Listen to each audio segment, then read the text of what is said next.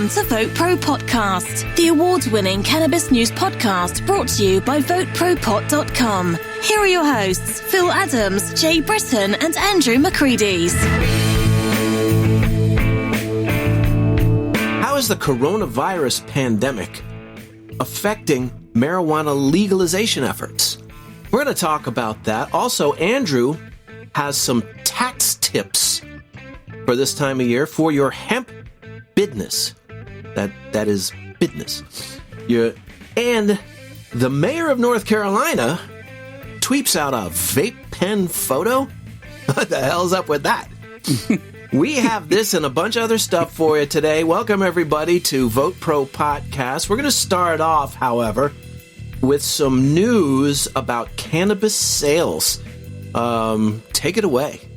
Well, I'm eating a little crow here, guys. You are. Last week, I started this whole monologue on how cannabis business was going to get fucked by all this drop in stocks. And guess what? I was dead wrong. He was wrong. It's kind of amazing because how's that crow taste? Yeah, it's once you, what does Phil say? Once you get past the feathers, it's saying it's pretty awful. No, it's amazing because everybody in this whole coronavirus pandemic. Yeah, well, we're all sequestered here. Stocks have just plummeted, as we know. The stocks have, yeah. Stocks have plummeted, but believe it or not, the cannabis stocks have boomed. They're up 35% last sales. week, which is no stocks. Oh, the stocks have. The stocks have gone up. Sales are through the roof. It's incredible, man. So I screwed the pooch on that one once again. Sales have boomed at the dispensaries. And it's funny because it's despite the fact that they're closed except for curbside service for the most part, right? Where there's a will, there's a way. You know what I'm saying? Yeah. Well, here's what my dispensary did. They went to going, okay, guys, we're only allowing 2 people in at a time to just curbside. And when I went there the other day, you pulled up, everything's outside. They have this big tent. You pull up the tent. You pull up your ID, your card, and you don't even roll down your window. It's like, keep your window up, just hold the card up, and someone walks up and they look at it. They write your name down, put you into the system. And then you'd already called your order in. Right. And you just get in line, and the car's wrapped around the back of the building, went up to the front, and they're going, okay, you're Andrew, and they tell you the amount. You hand them the cash. They take the cash, come back with the cash in a bag with your weed, throw up your passenger seat. So did you order online, Andrew? Do you go to Weed Maps or something? Yeah, you have to order online, and they have to call, or at least mine, where I go, they have to, please don't arrive until you've received a reminder that your order is ready. Wow. Yeah. Well, so they'll prepare your order, and then they do the same thing. Now, I haven't done it yet, but be interesting to see how that works out. I just got an email. I pulled up earlier in the week, and pulled it on Monday. And so I sort of pulled up going, I called, and they said that you could just sort of drive up, because I went on Weed Maps, and I didn't see what I wanted. And I know you had more than what was listed. What's on, so they, we got to sort of do it. I said, here, man, just give me, $200 worth of flour. Just whatever. Budweiser choice. And the guy went, we can do that. Go pick it out. I trust you. Right. You know me. I trust you. I don't fucking care. Yeah, shit, we can do that. Yeah, that's one nice thing about being a host on Vote Pro Podcast is you get an industry discount. Big corporate discount. That's right. I got industry discount. And everybody knows who you are when you pull up. Well, here's the thing, guys. Within the sector, the biggies like Tilray and Canopy Growth, their stocks were up over 30% last week. Wow. That's incredible, right? 30%. And they've lost their ass last year, right? And this year through the last couple of weeks. So sales at dispensaries, and these are dispensaries that are tracked, or sales at dispensaries that are tracked by an e-commerce platform you may have heard of called Jane Technologies. They're specifically for dispensaries. So they can track the sales, obviously, in all their stores, which is a huge number. And they said the sales are up last week between 50 and 130%. Wow. Right. 130%. More than doubling their sales. People are worried that they might close the cannabis businesses down. Yep. It's like, fuck the toilet paper. Let's go get some weed. Right. Well, and they're sitting at home with nothing to do. Right. Yeah, exactly. So here I am eating crow. Wrong again. Goes well with gummies, though. Those of us that know about that know, well, not. Well, I know personally, I was going to say those of us that know could have predicted that the cannabis business was going to be really busy. But then again, You were I remember what Jay exactly said right. last I week. got to give you credit, bro. Because you said that last week. You said, I don't know. I think they're going to do great. And you were exactly right. Yeah. So I don't say that very often. I've known you for 50 fucking years. I haven't said that in a long time. To him, you must listen. You may not have predicted, but you're not surprised by it. No. Even Well, you're not surprised. I have to say I am a little. I saw it coming, and this is a perfect example of if you know about the cannabis industry, Right. you're going to do better in the industry. And who knows it better than Andrew knowing McCready's? That's right. Well, no, that's not true. Come on, Well, guys. it's That's the true. other No, thing. But you do have your finger on the I'm not pulse being in a way that facetious, some dude. of us Well, yeah, don't. I know a lot. Yeah, I've learned a lot. I'm about being it. dead serious. You are in But the sometimes thick you of give me the old Ed McMahon, Dean Martin. Yeah, but, you know. No, I'm being serious, man. You know as much about the industry or have your pulse in the industry as much as anybody I know. That's $20. Well, that's The good. Now, problem is are you Jay talking? only knows Phil and I. Yeah, right. So, in the universe of the people that Jay knows, Andrew's tops. Hey, can I just say something real quick? Go. Happy birthday, Phil. Happy birthday, Thank you, Phil. brothers. Today is Phil's birthday. yeah. And usually we celebrate our birthdays together, the three of us. We usually go out somewhere and have a drink and smoke a doob and Celebrating his 21st birthday. I mean, that's right. What, For the sixth time. 51st, 61st. you're celebrating the 40th anniversary of your 21st birthday. Well, I'm not dead yet. Let's leave it at that. Phil is exactly 1 week older than me because I'll be 61 next Thursday. To the minute, how about man. that? To the minute. To the second. Yeah. Yep. Happy Jay birthday, bro. Jay is 9 months to the day older than me. I know. So guess what his folks were doing the day I was born? Ugh. I didn't need that visual. Yeah, that's I Yeah. could have done without that, really, when you think about it. But thank you guys. Perfect. It's nice Right. to be remembered on a day that in my life that I really don't even really much think about anymore. But I know, who thanks, cares anymore? you know. But you're stuck in your house by yourself. Usually we buy you dinner. I had some cake, which was nice. There you go. Chocolate. 7-Eleven. Yeah, no. Supermarket. But, it was good. Cakes. Sounds good. Happy birthday, my Thanks, man. So this coronavirus has turned out to really not had such a big negative effect on the cannabis industry. Right. But it is having a huge effect on cannabis legislation. Like, for example, now we all know that Governor Andrew Cuomo from New York has been really outspoken about his desire to legalize adult use. This year. Last year, not so much. Well, he talked about it, but then he realized that it wasn't going to happen. Nothing wrong with that. So this year he was very serious about the way he was going to do it, and it looked like now this year he actually had like a plan. Yeah, last year he was, man, let's legalize this. Then he went, well, there's more to it than saying there's a lot he's right. more to it. And he was right. And the thing, even he said, I didn't realize there's like a lot to this. Right. I mean, it could take a couple dozen people working full time for months, to work out Good legislation. to cross all your T's and dot your I's. Right. It's the right way to do it. Yeah. But and as we all have seen, Andrew Cuomo's been kind of busy recently. Yeah, a little. A little bit. So, like he said, I can't. With all the work he was doing or about to do on it, he really can't get around to doing. But he did make a statement saying he hasn't forgotten about it, and then when they can, they are going to push it through. I didn't see that. So that has now the other thing that happened was in Vermont. They were trying to get together their recreational use legislation, the regulations. They're trying to get the regulations together because as it is in Vermont, you can grow it legally for yourself, but you can't sell it. Yeah, so they're trying to get their industry, the regulations set up, and that though they know what they want to do and what's going on, the house, the state house is sort of on sabbatical at this point, so nothing's happening. And another thing is in Nebraska.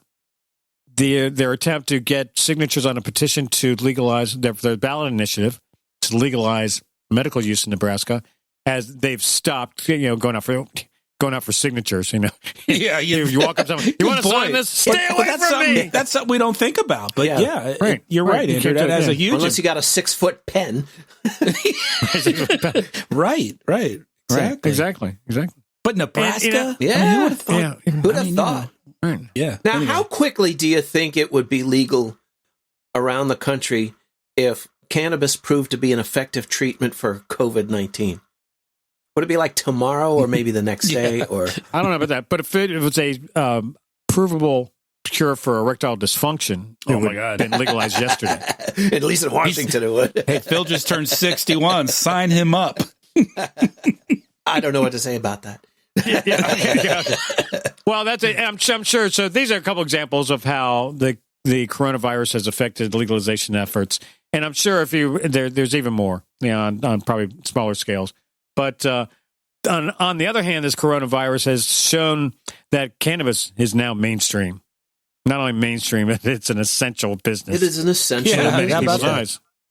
Right. As we learned last week, it is essential, according to California, state of California anyway, was shutting down all non-essentials. That does not include the dispensaries. Right, but so are liquor stores. Yes. So. If you enjoy the show, we'd love to hear from you. Send us your thoughts at VoteProPot.com/contact or send us an email at podcast@VoteProPot.com and please give us a 5-star rating on Apple Podcasts. If you'd like to be part of the show, call our message line at 240-257-2441. Tell your friends about us and be sure to like, follow and share us on social media. Just go to Facebook, Instagram, LinkedIn and Twitter and do a search for Vote Pro Pot. Now, back to the boys. Oh, I got something for you guys. Did you see that thing on Twitter, guys? This is pretty funny. This woman named Mary Baldwin, and she's the mayor of Raleigh, North Carolina. And in the midst of all this coronavirus, social distancing, quarantining, she uploaded a post to her Twitter last week. And it said, "Here is what we did tonight to support our local restaurants. We ordered takeout from our favorite Indian restaurant," or something like that, "and we tipped 35%. Please do the same." Along with her tweet, she shot a couple pictures up. One was like her family, standing around the counter, dishing food out of the little takeout, styrofoam things. And then there was a picture she took of the counter up close with all she had like 10 different dishes, and it had all the names of Indian food on each one. Well, if you look closely and you zoom in, there's a vape pen sitting behind one of them.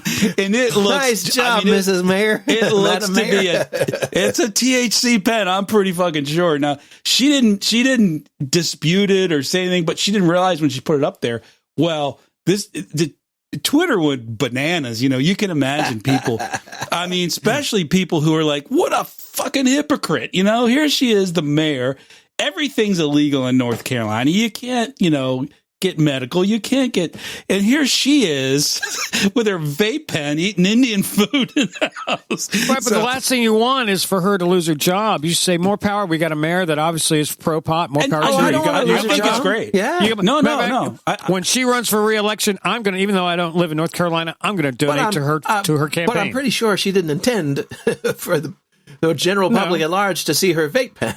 No, it's really small in the background, but it's clear enough when you zoom it in. That's exactly what it is. So it could have been worse. Now, I remember a woman I know was taken, and she posted these on Facebook of some selfies of her in a new outfit in her bedroom, taking them in her bedroom mirror, and on the floor you can see 2 or 3 sex toys.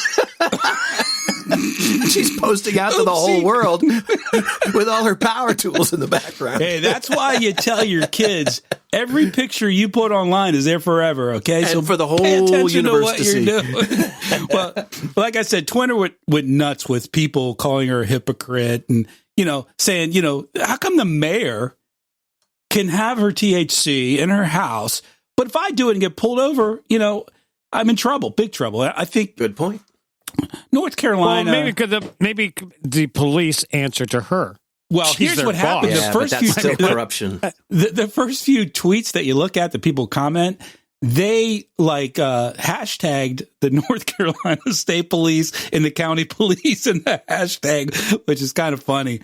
What I think is great is, if you guys know who Justin Strickle is, he is the political director at Normal, and he had a statement about it. And what he said was, quote, "Some mayors consume cannabis just like the rest of us and their constituents. He said, hopefully this tweet will represent a teachable moment and Mayor Baldwin will immediately direct law enforcement to halt marijuana-related arrests and be an advocate to legalize it at the state level. So, way to go, Normal. Here. Well, it's that time of year again. April 15th is coming up. Of course, it was that time of year. They've moved that off. It's tax season, and I got 3 tax tips for you and your hemp business. Yeah. Business. Everyone knows that the hemp industry has had its share of challenges. After the farm bill, a lot of farmers thought, well, let's grow some hemp and make some fast money. So a few farmers grew some hemp, and it turns out they grew a boatload of hemp, like maybe about 100,000 acres more than the market needs or can support at this point. It's not even funny. And I'm serious when I say 100,000 acres more than they can support. Yeah.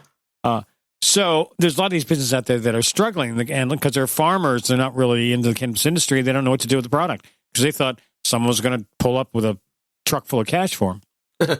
So anyway, right now a lot of these companies are struggling, and now with the coronavirus, they've extended the time for filing to when?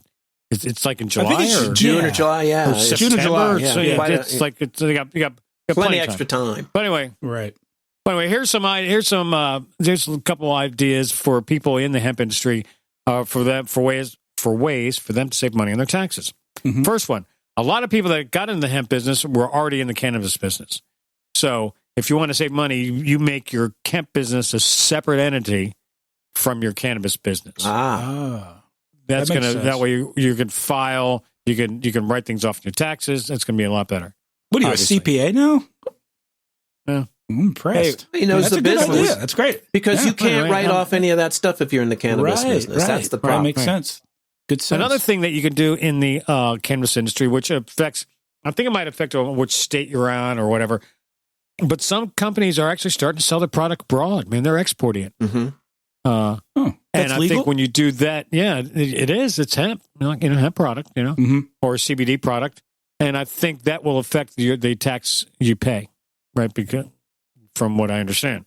Another thing that they should do is definitely take advantage of the fact that they have an extension, to get their taxes done. And right now, though, it's been said that people in the businesses in the cannabis industry are not going to be eligible for any federal coronavirus relief. Coronavirus. Can I say coronavirus? Coronavirus relief. I got you. But it all melds into one after a while. So you're just putting can in front of everything.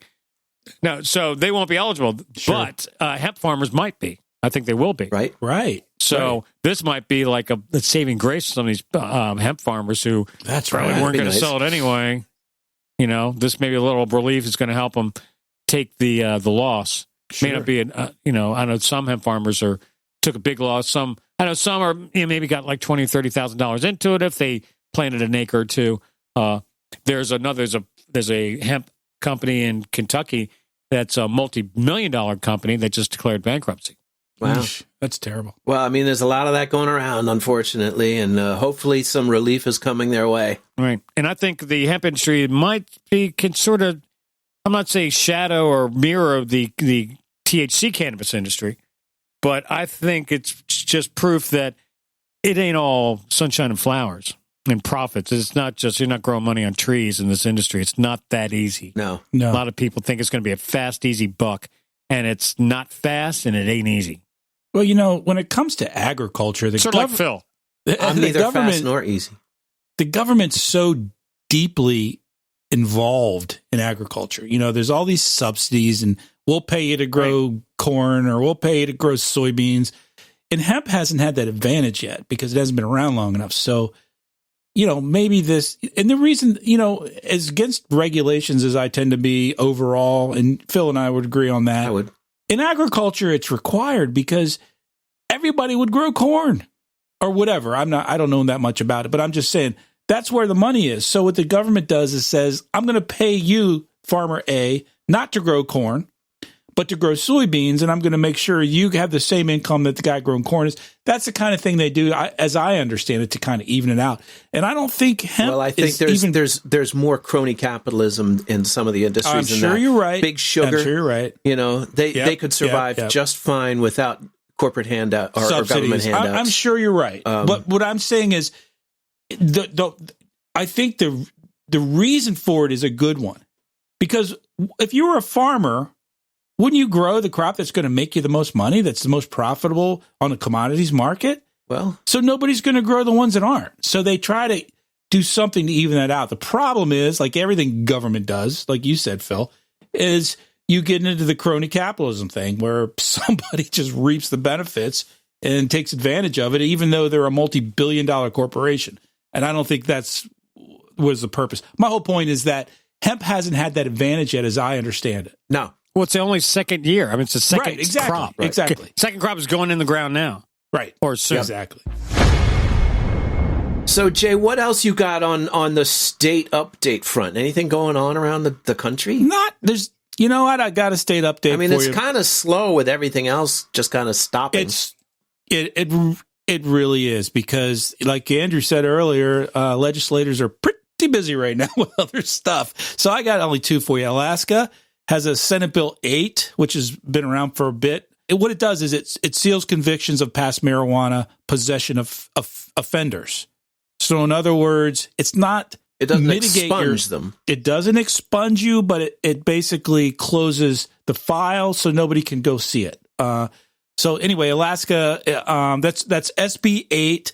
The measure prohibits the release of past records for any marijuana offense that is no longer defined as a crime under the state law.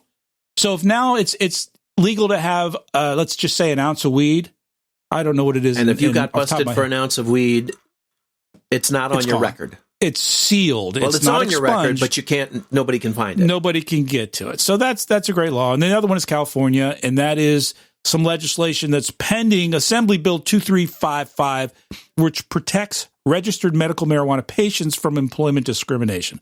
The bill would make it unlawful for an employer or other entity to refuse to hire or employ a person or to discriminate against an employee because of the employee's use of medical cannabis. So that's a great law. I think that should be universal wherever there is medical marijuana.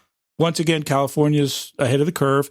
So those are the only two I have. But I would like to say the state updates that we do are courtesy of normal.org. That's where I get them. And I really recommend you go there. And I recommend, especially if you hear us report on your state, you should really go to normal.org, check it out. And what they have, besides explaining what the bill does, you can click a link for each one of them. And it sends you to a form you can fill out to send to the appropriate legislator an email to show that in your state that applies to this particular bill. In other words, they make it really easier for you to become involved in the process. Absolutely. And until like-minded people, enough get involved in the process, it's going to be an uphill battle. So that's great information, Jay. Go to normal.org. So we can do that while sequestered from your couch. Absolutely. So please. Right, now's a great time to get active. If you hear us to a story about a piece of legislation that's upcoming in your state, please go to normal.org. They have a tab there that's called Weekly Legislation Roundup. Click that tab, go to your state, and then click the link, and it'll set up an email for you, and all you got to do is fill it out. Well done. And, we are doing what we can to further the cause. Bringing you this podcast is, it's a labor of love for us, but I think we like to think we're contributing in our small way to pushing legislative forward towards fair and reasonable cannabis laws. And so you could really help us out. First of all, we want to hear your thoughts. Send us an email. Go to VoteProPot.com to our Contact Us page. Send us your thoughts. You can email us at podcast@VoteProPot.com. You can call our message line. We wish you would, 240-257-2441. And please join our Facebook group. That's where you can kind of talk to each other, and you can post articles on our page. give We us just ideas. topped And stuff 500 like members on that group, by the way. So. that. Yeah, that's great. And we just started it. We have about 10,000 on our Facebook page. So, I mean, this is all about our listeners and the folks that follow us and are interested in the topic. And we do this so we can communicate with you guys. So please reach out to us. Right. And also, if you like the podcast, first of all, share it with a friend. Tell somebody about it. And if you have a moment, and you probably do, let's face it, We all have plenty of moments. Right now. And if you're sober. Go to Apple Podcast or Stitcher or whatever podcast platform you're on and leave us a 5-star rating. It really will help us with search engine optimization and getting the word out. And we would love to hear your comments and reviews. Also, while you're sequestered and you're looking for something to do, might I recommend you get the book Blood of the Summoned, which was written by our buddy here, Phil Adams. Well, isn't that all nice? right. Thank you. didn't know that was Phil coming. wrote this book. So it's a vampire book based in what, Anglo-Saxon England? Correct. What? Tell us about it Well, real it's quick. a paranormal historical fiction that weaves evil, paranormal characters in with actual historical characters. It's like Forrest Gump. It kind of So like Forrest Gump? It's kind of like the vampire Anglo-Saxon. No, it's nothing like Forrest Gump at all. It really isn't. So, but yes, Blood of the Summoned. It's available on Amazon. It's available as an audiobook on Audible. And thanks, Andrew, for the plug. That's your birthday Yeah, it's a present. great book. Birthday It present. really is. Matter of fact, that's your birthday present. Anyway, no, actually, Phil sent me the PDF file like before the last edit. I think. And, Me too, yeah.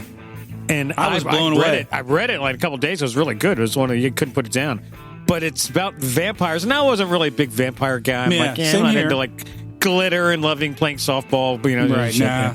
But these vampires are not bad. These are like evil bad motherfuckers. I Man. will put a link in the show notes to the Amazon so you can go there and check it out. But I highly recommend it, man. It's not even my genre, and I fucking loved it. I've read it twice in the last year, I think. Wow. It's really good. Yeah. I started it again.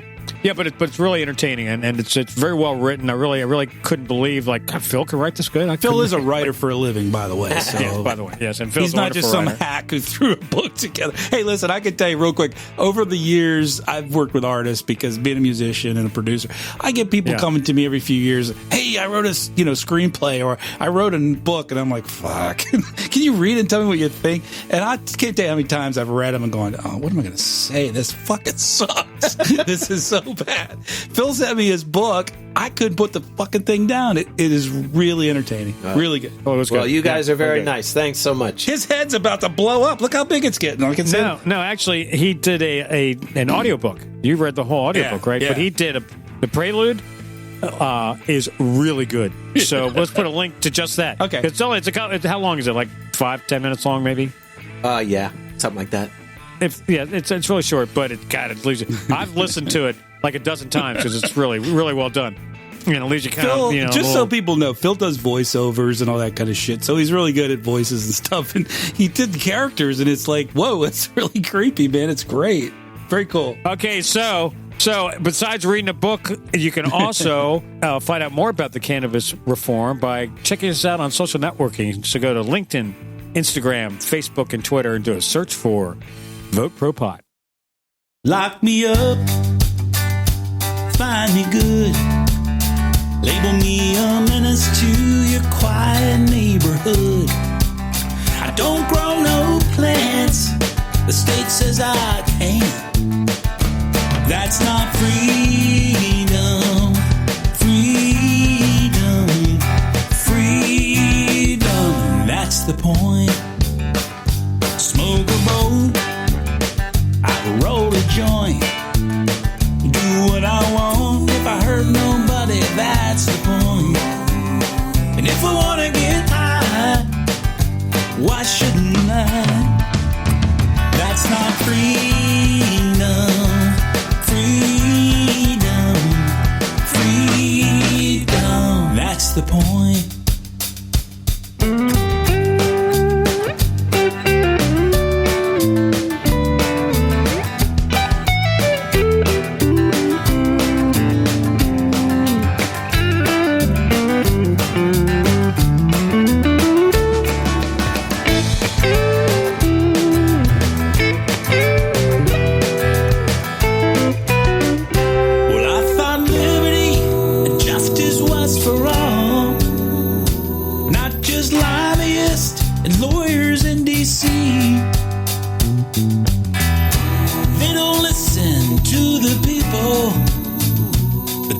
decide what's best for you and me.